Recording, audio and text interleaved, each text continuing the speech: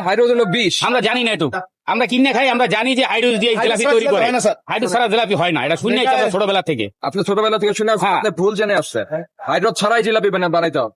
হাইড্রোজ যায় না তো স্যার। তাহলে আপনি জিলাপি বানাবেন না, আমি না বলে আপনি যে কোনো দোকানে আপনার 20,000 টাকা ফাইন করবেন, 20,000 টাকা জরিমানা, আপনার জরিমানা পরিশোধ করেন।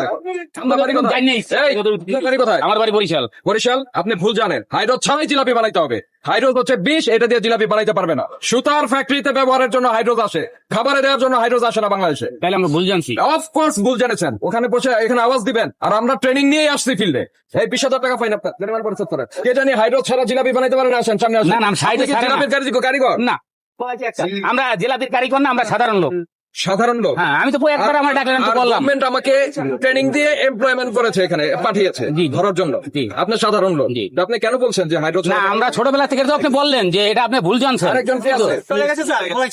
মালাইছে। আপনাদের সবাইরে বলছি, যদি কোনো জিলাপির দোকানে আপনারা হাইড্রোজ পান, 16121 নাম্বারটা মনে রাখেন, 16121। যে কেউ, সে যদি বলে আমি হাইড্রোজ দিয়ে জিলাপি বানিয়েছি, আমাদেরকে আগে ইনফর্ম করবেন। জিলাপির খামির বানায় গরমের সময় 4 ঘন্টা, শীতের সময় 6 ঘন্টা রেখে দিতে হবে। যখন সেটা নরম হয়ে আসবে, তখন সেটা দিয়ে জিলাপি বানাবে।